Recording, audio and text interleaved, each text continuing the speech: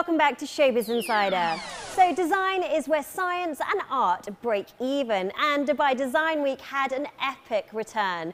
A huge convergence of talent and ideas, really positioning Dubai as an evolving global design hub.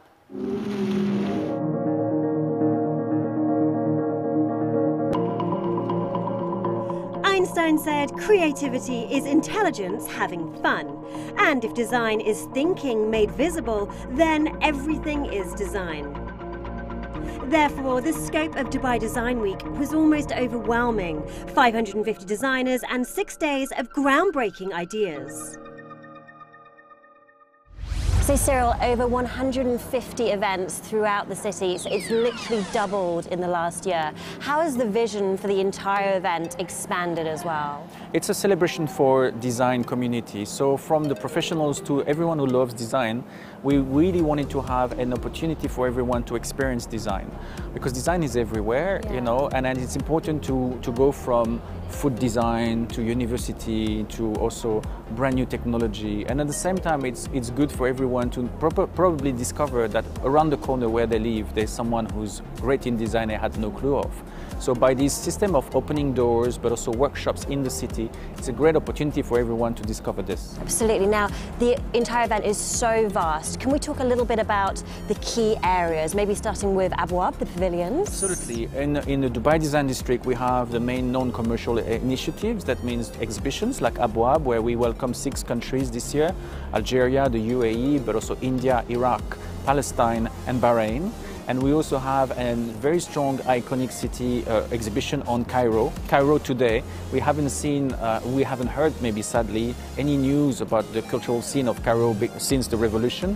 And we have this exhibition now made by 60 designers and artists. It's interesting because last year when we did the iconic city, it was Beirut and it was a retrospective since the 1950s. So as an opposition, we wanted to look at a city as a snapshot right now.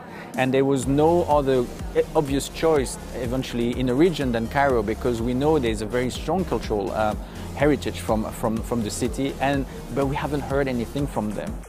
Sculptural and architectural public installations were positioned around the city. Hexalite is a stunning kaleidoscopic piece exploring aspects of metaphysics. First of all, this is a collaborative work between myself and Swarovski, and it started about, I would say, 10 months ago.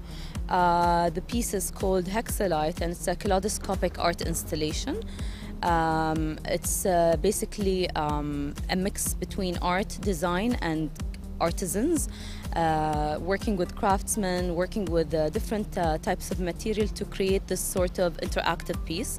So how is it interactive? So you look through the kaleidoscopic hexagons? Well, the whole idea is to create this sort of multi-dimensional kind of sculptural piece, and then the other idea is to actually have the kaleidoscopes inserted in different locations through the sculpture. So if you could look through this, you'd be able to see the reflection through the other side of the city. It's very playful. Does it have elements of sacred geometry? So you're using hexagons, 33 hexagons, obviously the power of 3, the number. Tell me about that aspect, the sacred geometry aspect. Well, there are 33 hexagon cells, and there are around 1,145 Swarovski crystals on the piece. I work a lot with methods from metaphysics, sometimes from also numerology and sacred geometry. So the mix of all of these creates this very bold and significant mix to the piece that gives it some sort of power or some sort of attraction to it. The Global Grad Show showcased thought-provoking projects that may create our future. The world's new generation of innovators highlight inventions that empower, sustain and connect. What is special about the ideas that graduates are coming up with? They're not people who are already in the workplace, so I think they probably have these really organic, fresh, unique ideas. Yeah, that's exactly right. They have their own ideas and they're basically not responding to a client, so a lot of the projects are coming from the heart. And a lot of the projects are responding to issues that they personally experience or that they think are really essential. One project, for instance, we have from a student from Mexico is a device which allows people in a wheelchair to drive a car, and he himself is in a wheelchair.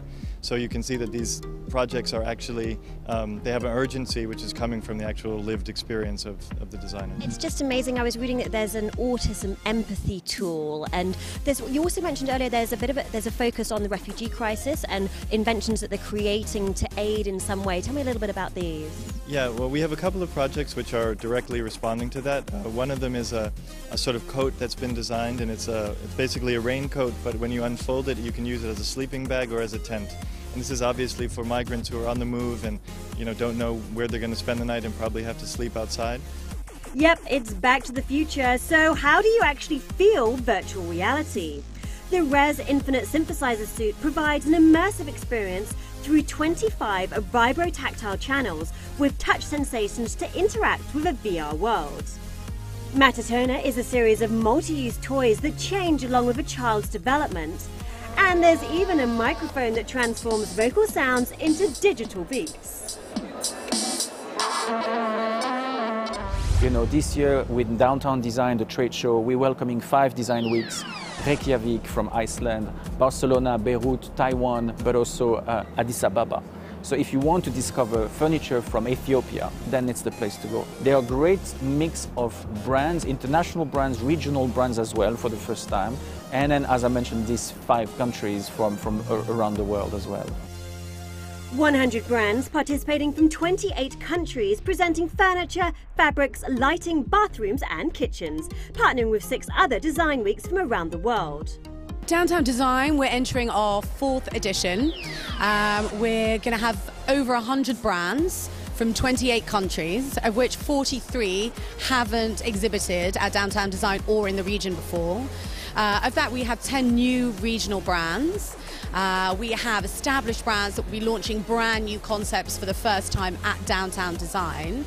And then we have so many interesting additional things, not only for people who are involved in the business of design, but for people who want to buy design, to come and kind of explore what the key trends are, to interact with some lovely pieces. We have beautiful installation at the center of the fair. So it's pretty much something for everyone, but we are essentially a trade event. The exhibition Abwab explores the design narrative of 6 countries from the region. Abwab means doors in Arabic, and this literally presents a portal into Algeria, Bahrain, India, Iraq, Palestine and the UAE, all around the theme of the human senses. The theme for Abwab is the human senses, so Algeria has decided to represent their culture through sound. So you're welcome to go into the pavilion and play the beats of Algerian music and feel their culture through your fingertips.